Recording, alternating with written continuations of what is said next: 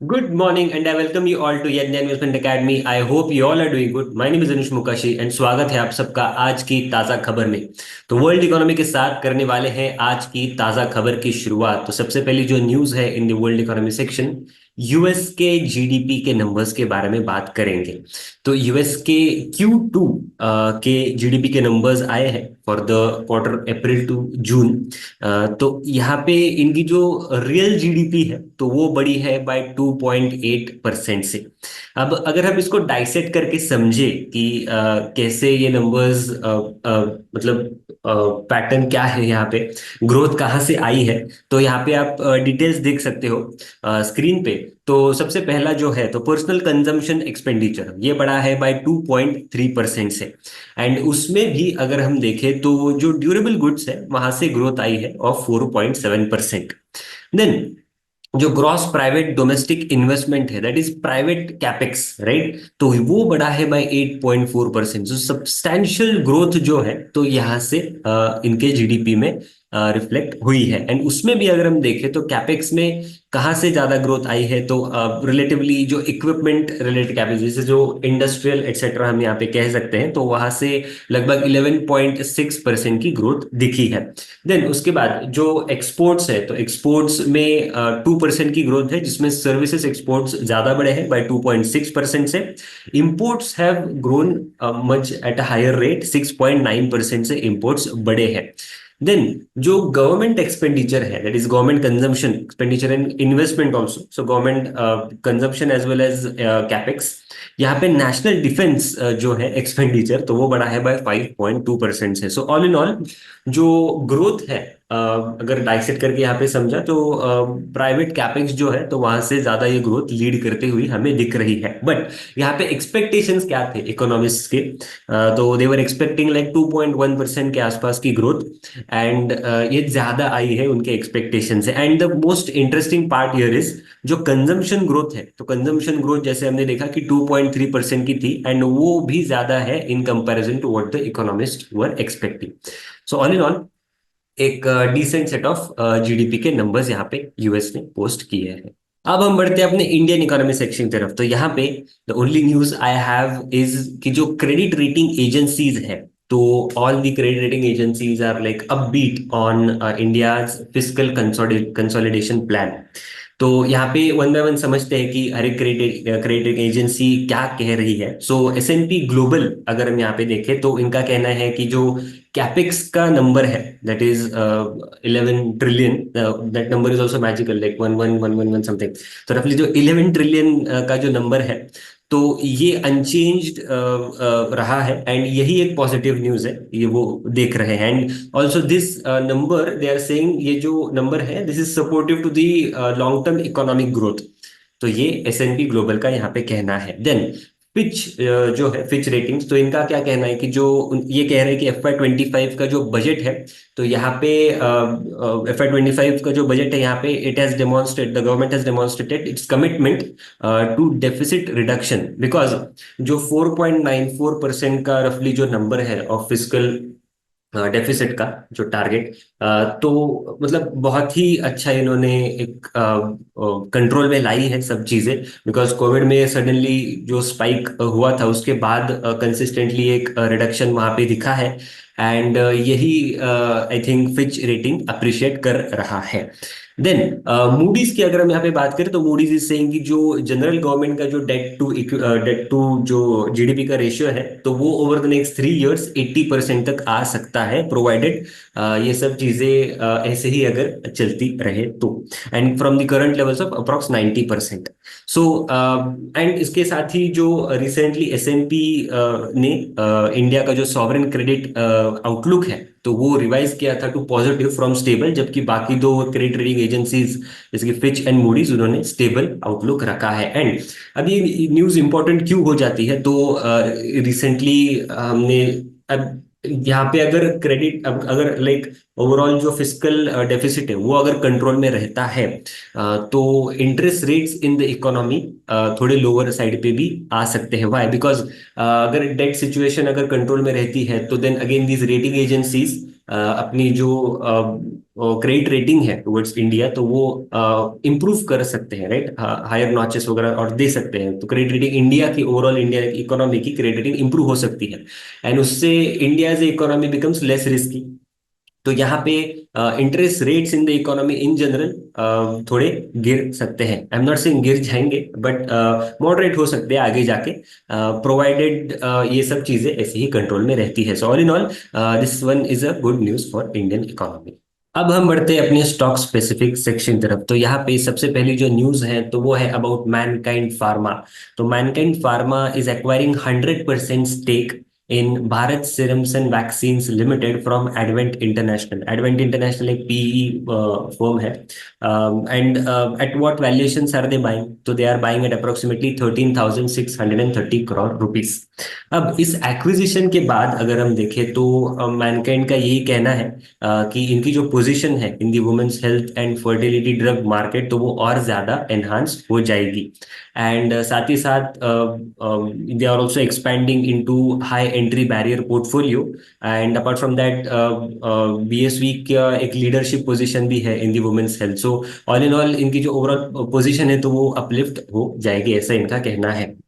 Then lastly अगर हम valuations के बारे में यहाँ पे देखें तो रफली एक्विजिशन का जो मल्टीपल है, प्राइस टू सेल्स मल्टीपल, तो वो 7 to 8x निकल के आता है। वर्सेस अगर हम मैनकाइंड का प्राइस टू सेल्स मल्टीपल देखें तो रफली 9 to 10x का ये मल्टीपल है।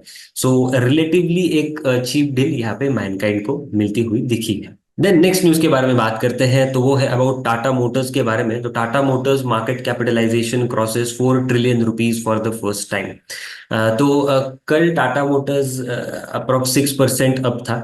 तो इसका रीजन था रिपोर्ट बाय नोमुरा। तो नोमुरा इज सेइंग दैट इनका जो जेएलआर का यूनिट है तो वहां पे execution can lead to significant upside for the stock. And इसके साथ ही जो प्रपोज जो डीमर्जर है that will also unlock value in their commercial vehicles business. And इसी के वजह से जो टाटा मोटर्स का स्टॉक है तो वो री रेट हुआ from 10 to 11 EV by EBITDA multiple. Then next news के बारे में बात करते हैं, तो वन बाय वन अब रिजल्ट्स एनालाइज करते हैं। तो लॉरस लैब्स के रिजल्ट्स आए हैं Q1 FY25 के। तो आप यहाँ पे एक टेबल देख सकते हो। सो इनका जो रेवेन्यू है तो 1% से बढ़ा है। Gross margins have gone up by 4.5%। Indirectly अगर हम नेट प्रॉफिट की यहाँ पे बात करें तो प्रॉफिटेबिलिटी इज डाउन बाय 48%। सो अगर मैं आपको कंक्लूड करके ही बताऊं यहाँ पे, तो street is again looking at this result as below expectations and है भी वैसे। अब रेवेन्यू जो है तो इसको अगर हम डाइसेक्ट करके यहाँ पे समझे तो आप अनादर एक यहाँ पे टेबल देख सकते हो। तो टोटल रेवेन्यू ग्रोथ जो है तो 1% की है, उसमें सीडीएमओ बिजनेस जो है तो वो गिरा है बाय 14% से। जबकि एपीआईज जो डिवीजन है तो उन्होंने वहाँ पे API division is done good, जिसकी वजह से रेवेन्यू में एटलीस्ट 1% की ग्रोथ दिखी है। देन एफडीएफ जैसे फॉर्मुलेशन तो वो गिरा है बाय 4% से। अब यहाँ पे वन बाय वन अगर हम समझे कि सीडीएमओ बिजनेस जो है तो वहां पे क्या हुआ है, तो अगेन मैनेजमेंट इज सेइंग कि ये ग्रोथ जो है तो वो जो डिक्लाइन है, again they are saying this is a soft growth. This was in line with their expectations. And ये क्यों है? Because they are allocating more resource towards high value and complex programs, right, this is what they are saying. Then API की जो growth आई है of 11% की, तो ये आई है primarily on account of oncology division, जहाँ पे oncology has grown by 120%। Then इसके साथ ही जो ओवरऑल टाइमिंग, मतलब यहाँ पे क्या होता है कि ऑर्डर्स जो होते हैं तो कभी कभी शिफ्ट हो जाते हैं टू द नेक्स्ट क्वार्टर, तो इसके वजह से भी ये थोड़ी स्लो ग्रोथ यहाँ पे दिखी है। देन अपार्ट फ्रॉम दैट जो प्राइसिंग डायनेमिक्स है in the overall ARV product basket तो वो स्टेबल है, but overall broader API level पे प्राइसिंग आर सबड्यूड। बाकी अगर मार्जिन्स की यहाँ पे बात करें तो मार्जिन्स के केस में मैनेजमेंट का कहना है कि ओवरऑल जो ग्रॉस प्रॉफिट ग्रॉस मार्जिन्स है तो वो तो बढ़े प्राइमरली बिकॉज जो high value and complex products का यहाँ पे फोकस है। बट जो बॉटम लेवल मार्जिन्स है, below the line item margins, तो वो सफर हुए हैं because of lower asset utilisations and जो अपफ्रंटिंग हुई है ऑफ कॉस्ट की बिकॉज ऑफ ग्रोथ प्रोजेक्ट्स में ज्यादा से ज्यादा ही इन्वेस्ट कर रहे हैं। बट ओवरऑल जो FY25 का आउटलुक है तो वो मैनेजमेंट ने अनचेंज रखा है। Then AU small finance bank के बारे में बात करते हैं। इनके भी रिजल्ट्स आए हैं एंड रिजल्ट्स के साथ ही एक इन्होंने अनाउंसमेंट भी की है। तो इनका जो बोर्ड है तो उन्होंने जो अप्रूवल है for filing for universal banking licence, तो वो अब मतलब बोर्ड ने अप्रूव कर दिया है फॉर दैट फाइलिंग पर्पस। तो अब ये अप्रूवल के बाद board now will file with the RBI for universal banking licence. तो अगर आरबीआई के पास से ये परमिशन मिलती है तो उसके बाद एयू स्मॉल फाइनेंस बैंक एक यूनिवर्सल बैंक में कन्वर्ट हो सकता है। अब रिजल्ट्स के बारे में अगर हम यहाँ पे बात करें तो this is their again first quarter after इनका जो मर्जर हुआ है विथ फिनकेयर। तो Fincare hails from south and AU north region में ज्यादा डोमिनेंट है। तो अच्छा खासा सिनर्जी भी बिल्ड होगा आगे जाके, ऐसा यहाँ पे एक्सपेक्टेशंस है। एंड टोटलिटी बेसिस पे अगर हम यहाँ पे एडवांसेस देखें इनके तो रफली 99,972 करोड़ के इनके टोटल बुक अभी बन चुकी है, जो कि बड़ी है by 3.4% on a quarter on quarter basis से। देन यील्ड्स की अगर हम यहाँ पे बात करें तो यील्ड्स इनके बड़े हैं फ्रॉम 13.2% से इन Q4 to 14.4% in Q1 FY25। अब ये क्यों है? बिकॉज जो हायर यील्ड डिसबर्समेंट्स है, राइट, हायर यील्ड जो डिसबर्समेंट है तो वो बड़े हैं एंड उसका मिक्स अगर मैं आपको बताऊं दैट इज 82% नाउ। एंड इसके साथ ही जो मर्जर का इम्पैक्ट है तो उसका भी यहाँ पे यील्ड्स इंक्रीज में impact, like that that also contributes as a reason for increase in the yields, because Fincare के पास एक हाई यील्डिंग एसेट बेस है which consist of microfinance loans. And microfinance loans comes at a very higher yield, जैसे कि 20-21% के rate पे ये आते हैं। देन कॉस्ट ऑफ फंड की अगर हम यहाँ पे बात करें तो वो डिप हुई है बाय 7 बेसिस पॉइंट से। एंड इसका रीजन यही है कि जो इंटरेस्ट रेट्स है in certain buckets in the savings deposits by the, तो वो इन्होंने कट कर दी है बाय 1%। दो जो हायर जो लेवल का जो रेट है लाइक 7-7.5%, तो वो मेंटेन रखा है, but in certain buckets interest rates यहाँ पे कट कर दी है। तो इसी के चलते जो कॉस्ट ऑफ फंडिंग है इनकी बाय 7 बेसिस पॉइंट्स इंप्रूव हुई है। एसेट क्वालिटी की अगर हम यहाँ पे बात करें तो जीएनपीए नंबर इनका बड़ा है स्लाइटली बाय 0.12% से, but again management is saying यहाँ पे उनको कुछ स्ट्रेस नहीं दिखता इनके बुक में। आरओए नंबर की अगर हम यहाँ पे बात करें तो 1.6% का आरओए नंबर है एंड इनका टारगेट जो है as per their AU 2027 vision, तो they want to take this ROA number to 1.8% तक। देन नेक्स्ट रिजल्ट की बात करते हैं अबाउट नेस्ले इंडिया। तो टॉप लाइन जो है तो वो बड़ी है by 3.3% on a Y Y basis and PAT बड़ा है बाय 6.9% से on a year on year basis. EBITDA margin अगर हम देखें तो 50 बेसिस पॉइंट्स की यहाँ पे इंप्रूवमेंट है। नाउ व्हाट इज मैनेजमेंट से? तो मैनेजमेंट ये कह रहा है कि दे हैव ग्रोन डिस्पाइट जो एक्सटर्नल चैलेंजेस है सच एज जो लोअर कंजम्पशन ग्रोथ है, कंसर्न्स है around food inflation and overall जो वोलेटाइल कमोडिटी प्राइसेस रही है, इसके बावजूद यहाँ पे ग्रोथ इन्होंने क्लॉक की है, ऐसा उनका यहाँ पे कहना है। And they are saying that they have grown across their product groups. जो 25% ऑफ द ग्रोथ है that has come from product mix and volume led. And इनका ये भी कहना है कि जो 5 आउट ऑफ टॉप 12 ब्रांड्स हैं इनके, तो वो डबल डिजिट में ग्रो हुए हैं, इंक्लूडिंग इनका जो बेवरेज बिजनेस है तो वो भी डबल डिजिट में ग्रो हुआ है। देन कमोडिटी आउटलुक अगर हम यहाँ पे देखें कमोडिटी प्राइसेस का आउटलुक, तो मैनेजमेंट का कहना है कि जो कॉफी एंड कोको प्राइसेस है तो वो तो ऑल टाइम हाई पे चल रहे हैं एंड एक अनसर्टेनिटी है वहाँ पे, अनप्रेसिडेंटेड हेडविंड्स यहाँ पे दिख रहे हैं। इसके साथ ही जो सीरियल्स एंड ग्रेन्स है तो those are also going through a structural cost increase. Again this is backed by the MSP etcetera. And जो मिल्क प्राइसेस है, पैकेजिंग एंड एडिबल ऑयल्स है, तो वहाँ पे एक रिलेटिव स्टेबिलिटी दिख रही है। देन होम फर्स्ट फाइनेंस के भी रिजल्ट्स आए हैं ऑफ Q1 FY25, तो इनके भी रिजल्ट्स एनालाइज कर लेते हैं। तो आप यहाँ पे एक टेबल देख सकते हो। So overall Y Y numbers अगर हम यहाँ पे देखें तो इनका एयूएम बढ़ा है बाय 34.8% से, led by disbursement growth of रफली 30% एंड पैट बढ़ा है बाय 27% से। Similarly quarter on quarter numbers अगर हम यहाँ पे देखें तो 8% से यहाँ पे इनकी एयूएम में ग्रोथ है, डिसबर्समेंट बढ़े हैं बाय 5.5% से, टोटल इनकम बढ़ा है बाय 7.4% एंड पैट बढ़ा है बाय 5.2%। साथ ही साथ जो आरओए है that is maintain on a quarter on quarter basis and GNPA number भी मेंटेन है on a quarter on quarter basis at 1.7%। All in all अगर हम यहाँ पे देखें तो overall they are growing in line with their guided numbers. Then next Go Digit के बारे में बात करते हैं। तो इनके भी रिजल्ट आए हैं रिसेंटली, इनका आईपीओ भी हुआ था। तो अब रिजल्ट्स के बारे में डिस्कशंस करते हैं। Q1 FY25 में आप यहाँ पे एक टेबल भी देख सकते हो। तो Q1 FY25 में GWP that is gross return premium बढ़ा है बाय 22% से on a year on year basis. PAT बढ़ा है बाय 74% से 201 करोड़ रुपीज। एयूएम की अगर हम यहाँ पे बात करें तो एयूएम इनका बढ़ा है बाय 33% से। कंबाइंड रेशियो अगर हम यहाँ पे देखें तो इम्प्रूवमेंट है फ्रॉम 106.2% से, फ्रॉम 106.2% था टू 105.4%। देन अगर हम ये ग्रोथ जो है GWP की that is gross return premium की 22% ग्रोथ, इसको डाइसेक्ट करके समझे सेगमेंट वाइज, तो आप अगेन यहाँ पे एक टेबल देख सकते हो। तो यहाँ पे मोटार ओडी बढ़ा है बाय 27% से, that is growth is primarily driven by motor OD and जो इनका हेल्थ इंश्योरेंस का सेगमेंट है जहाँ पे 52% की यहाँ पे इन्हें ग्रोथ क्लॉक हुई है। इसके अलावा जो इनका कंबाइंड रेशियो है, इसको अगर हम यहाँ पे डाइसेक्ट करके समझे तो आप अनदर एक चार्ट देख सकते हो यहाँ पे। तो इनका एक्सपेंस रेशियो जो है within this combined ratio, तो एक्सपेंस रेशियो इंप्रूव हुआ है from 38.1% to 34.9%, which is a good sign. Because जो जनरल इंश्योरर्स है जैसे कि even ICICI Lombard exact peer है, तो जनरल इंश्योरर्स को इनका जो कम एक्सपेंस रेशियो है, स्पेशली एक्सपेंस रेशियो इनको 30% से 30% तक ही रखना है, अप टू 30% तक रखना है। एंड जिनका ज्यादा है तो एज सुन एज जितना जल्दी हो सके उन कंपनीज को उस लेवल तक लाना है।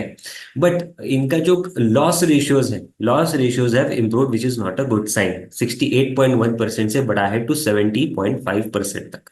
देन लास्टली जनरली मैं बुक रिव्यू करता हूँ, बट रिसेंटली मैंने एक वीडियो बनाया था अबाउट पूना वाला फिनकॉर्प। तो उसमें जो कमेंट्स है तो काफी क्वेरीज भी आई थी। तो जो की क्वेरीज है तो वो मैं यहाँ पे डिस्कस करना चाहता हूँ आप सबके साथ। एंड मैं यहाँ पे क्यों डिस्कस कर रहा हूँ, सो दैट ऐसे ये इस प्लेटफॉर्म से ज्यादा लोगों तक वो क्वेरीज आंसर हो सकती है। So that's why I am discussing it here. So सबसे पहली जो क्वेरी थी, and also now given Poonawalla Fincorp is part of our model portfolio, so ये एक इम्पॉर्टेंट डिस्कशन है। तो सबसे पहली जो क्वेरी थी that is about resignation of few senior management employees. तो जो रिसेंट फाइलिंग हुई थी, तो that is not a resignation as such, that is early retirement. तो फाइलिंग में भी अगर आपने देखा होगा तो every with every person they have mentioned that they have approved their early retirement, so they have not resigned but ये एक early retirement उनकी अप्रूव की गई है। एंड इक्विवेलेंटली अगर हम यहाँ पे देखें तो इक्विवेलेंट लेवल ऑफ एक्सपीरियंस के फोक्स भी उन्होंने यहाँ पे लाए हैं ऑन द बोर्ड।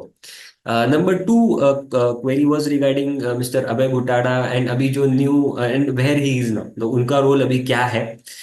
सो आप यहाँ पे एक स्क्रीनशॉट भी देख सकते हो। This is the con call की जो ट्रांसक्रिप्ट आती है, Q4 FY24 की कॉन कॉल की ट्रांसक्रिप्ट का एक स्नैपशॉट है ये। तो जो first question, the first para है that is sort of a question asked.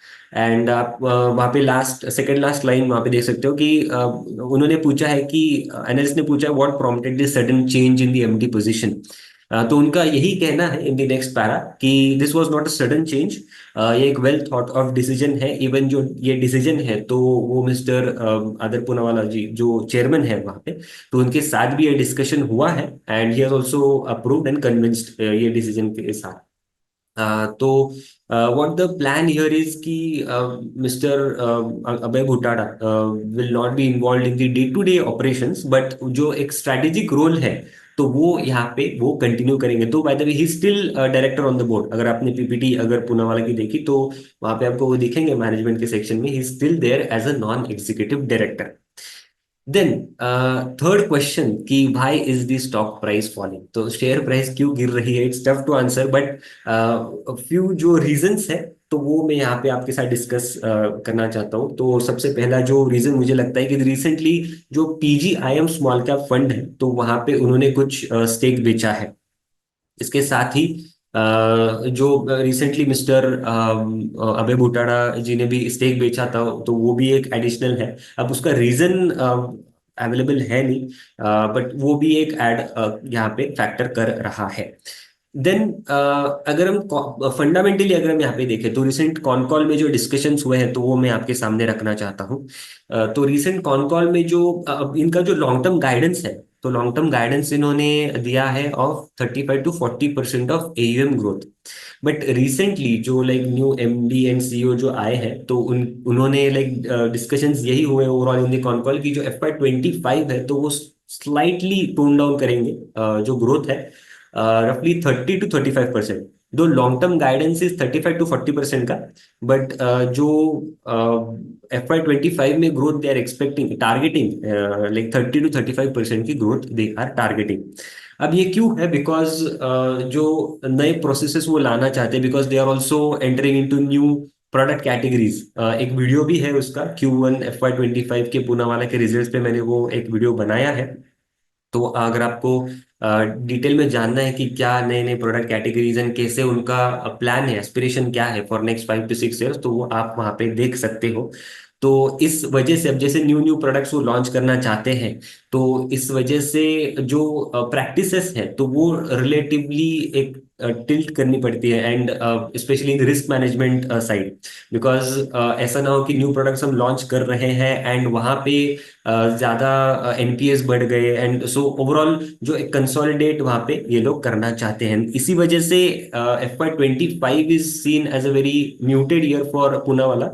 And this is why I think कि there is some pressure, though ये मतलब market is market, no one can predict कि market कैसे देख रहा है सब चीजों को, but this is fundamentally what I can tell you. So and apart from this यहाँ पे ज्यादा कुछ स्ट्रेस दिखता नहीं है। Their asset quality is improving, ROA numbers are in line. ROA का अगर हम गाइडेंस देखें तो 4.5% का यहाँ पे गाइडेंस है। They are well above that, 4.62% का उनका आरओए का नंबर है if I am not wrong. NIMs are also above 10%, and again, as I said, asset quality is even less than 1%. So numbers are good. Fundamentally, the company is strong. Might be जो current एक lower guidance का FY 25 specially का एक slow down है, तो उसकी वजह से एक ये प्रेशर हो सकता है। So this was all I wanted to convey. So ये थी आज की ताज़ा खबर। आई होप आपको ये ताज़ा खबर अच्छी लगी होगी। ऐसे और वीडियोस के लिए हमारे चैनल पे बने रहना, वीडियो को लाइक करना, शेयर करना और चैनल को सब्सक्राइब करना मत भूलना। मिलते हैं अगले वीडियो में। Thank you so much.